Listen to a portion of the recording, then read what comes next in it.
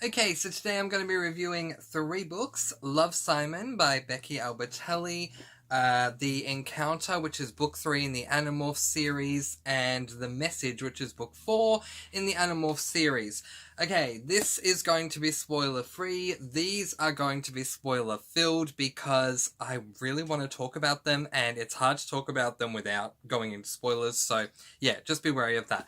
This one I filmed a couple of days ago, so we're going to go back to past Mr. Francy for this one, and then we'll come back to present Mr. Francy for these two. Love, Simon, otherwise entitled Simon versus the Homo Sapiens Agenda by Becky Albertelli. This is a YA LGBTIQ plus book, and I gave this book 3 stars. It is worth noting before I get into this book that I had seen the film, and I absolutely loved that film. I watched it a couple of years ago, and it just always had a special place in my heart. I have also seen the first season of the spin-off series Love, Victor, and I love that series so far as well. So there are some comparisons that I'm making between the book and the film, the direct adaptation of the book, and that is where my first spoiler-free con comes in. With this book, unlike with the film, we are just dumped into this world and we kind of have to work things out as we do go along. Let me give you a premise of this book so that I can help make that make a little more sense. In this book, we are following Simon, who is in an emailing pen pal relationship with an anonymous pen paler, emailer, if you will.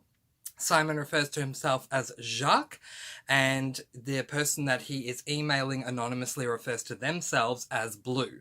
So Jacques and Blue both know that each other are gay, but neither of them have come out, so they're emailing each other to just assist each other through certain things.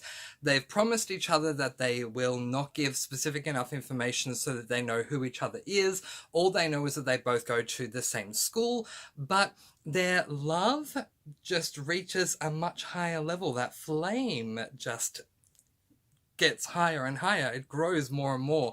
And so the question becomes, will they remain anonymous by the end of the book? Now, to that con about just being dropped into this world. In the film, with the film adaptation, we get to know Simon, and then after a respectful amount of time of us getting to know and become invested in Simon, then Simon meets Blue, and then we go through that emailing relationship that they have. In the book, Simon and Blue have already met, they've already started emailing, so definitely that was a creative liberty that was taken from those who adapted the book into the film, and I felt that the film handled this so much better, because with the book, you're literally just dropped into the world and you have to kind of work things out as you do go along. Friends that keep secrets from each other.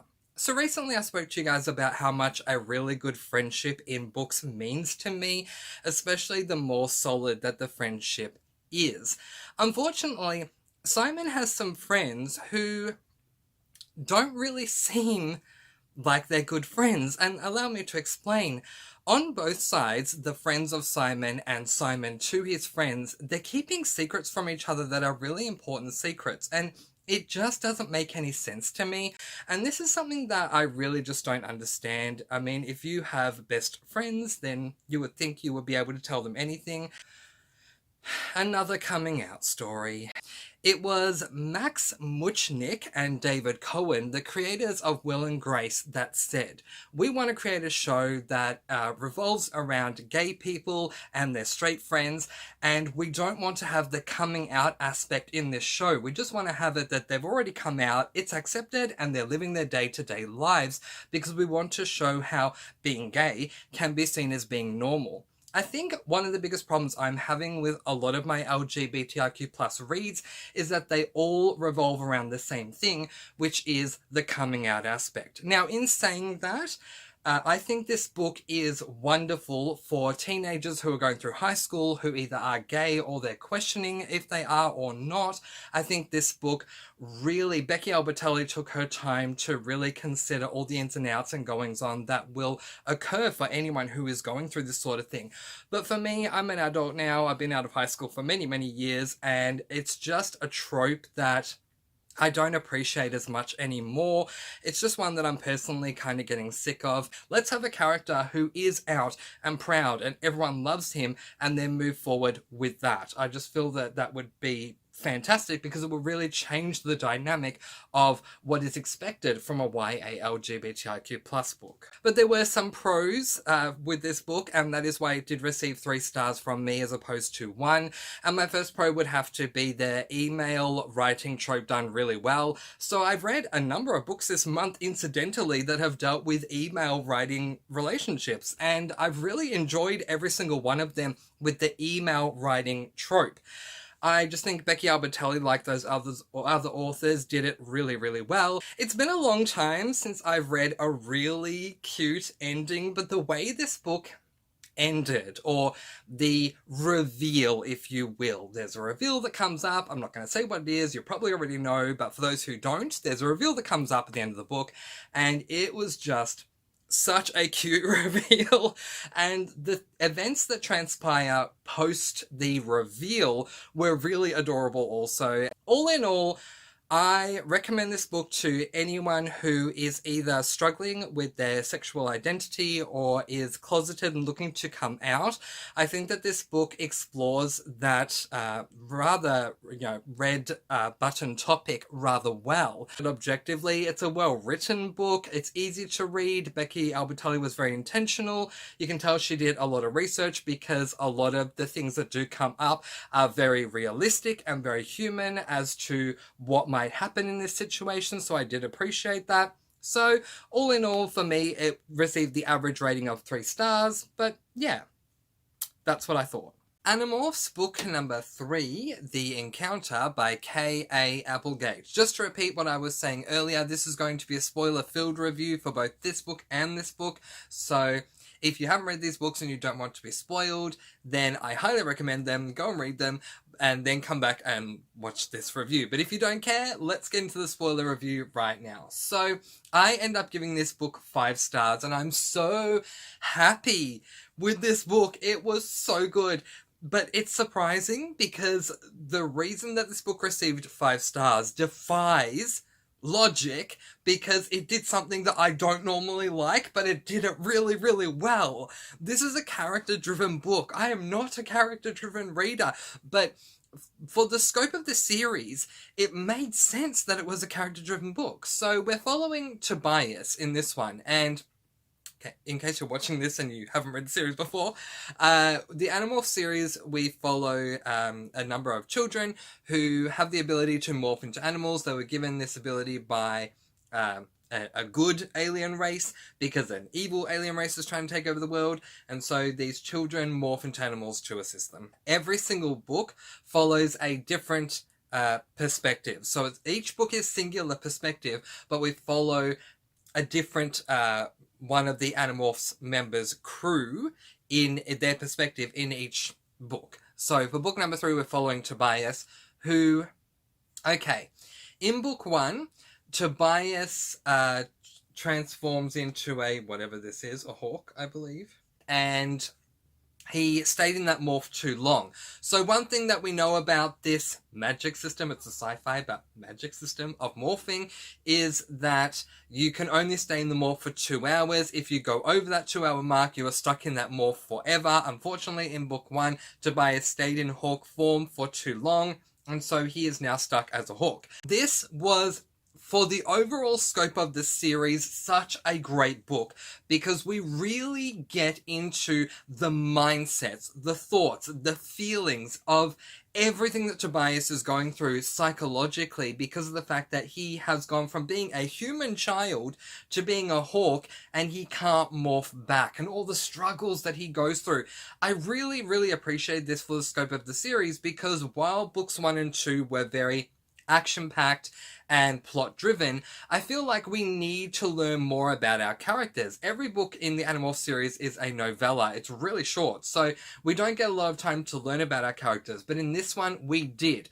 The trade-off is that we don't have much of a plot for the first 3 quarters, we don't have a lot of action for the first 3 quarters, but I just really enjoyed this being a character-driven book, and I never say that. But anyway, so I gave this book 5 stars. I loved the way that it ended. Be happy for me and all who fly free. I mean, all the feels after everything we go through with Tobias in this book and how he is finding it so tough to live as a hawk with a human boy mind and not wanting to give in to the hawk's mind of doing things like killing prey and things like that, and then he gets to a point where he actually wants to kill himself, which for a middle grade book, it's like, whoa. He doesn't succeed, but he wants to fly straight into a wall so that he can go kasplat, basically. It's not funny, but yeah, but then to see him work through everything, I just thought was absolutely amazing. It was incredibly well done. And then to end the book with him fully accepting who he is, but also appreciating who he is. 5 stars. I loved this. I'm so happy that I have a goal to read the Animorphs series. Book number 4 in the Animorphs series, The Message by K.A. Applegate. Again, middle grade sci-fi. I gave this book 4 stars. So in this book, we're following Cassie, the girl on the cover, and unlike with book 3, book 4 is not a character-driven book at all, and that let me down because once I'd read book 3, I just became so on board with getting to know these characters a lot more, and I just felt K.A. Applegate did a really good thing, really letting us see into the soul of Tobias, but she didn't do that with Cassie. With Cassie, we get to know a little bit more about who she is as a person, like the kind of things she does and all that, but we don't really feel all of Cassie's feels. All I walked away feeling from this book that I know about Cassie is that she likes to be a positive person. She views the glass as being half full. She doesn't like being responsible for things. So we get to a certain point in the book where a decision has to be made, and Cassie is struggling because she doesn't want to be held responsible if she chooses the wrong way. So yeah, we really don't learn a lot about her as a person. We learn a couple of things, but it's nowhere near as deep as book 3 is. In saying that, we go back to a plot-driven book with book number 4, and the plot was okay. The setup is that Cassie ended up having a dream, which ended up being rather prophetic. Since it's a spoiler-filled review, I can say that. They need to go through the water to get to them, so they morph into a dolphin to do so. And in book 3, everyone except for Tobias, so everyone who can morphs into a trout. And that was interesting because as trouts, they were scared. But this morph into a dolphin was a whole lot of fun because dolphins love to have fun. They're like the clowns of the sea. So they really got to enjoy being this morph, which I appreciated. But the big thing about this book is the way that it ended. It is this book that made me think this needs to be spoiler-filled for both of these. Because I need to get into the Andalite axe. Oh my goodness. I think this is such a great way to propel the series forward. I think, don't quote me, I think there's like 30 books in the series, but there could be more. Either way, 30 is a lot. So if there's more than that, then it's more than a lot.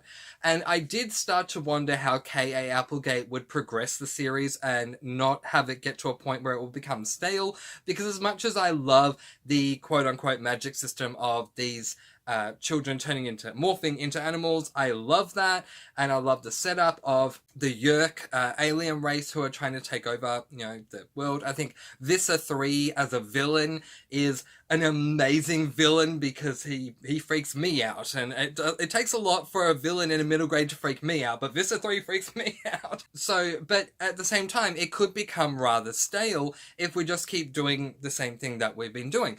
But we find an Andalite at the end of this book. We find Axe, which is wonderful, and Axe goes back with them, and he's going to live in Cassie's sanctuary, I think, for want of a better word, her sanctuary for animals area. And Yay! Yay! This is really going to progress the series forward because we're going to get more information now that we have an Andalite among the Animorphs crew, which makes me so happy. I gave it 4 stars, but I still think it's a great read, and the ending was fantastic. I can't wait to see where we go from here now that we have Axe in our midst. But in the meantime, letting you guys go, peace, blessings, and so much love. I post videos every Monday, Wednesday, and Friday, and I'll see you again soon. Mwah. Thank you so much for watching, and happy reading!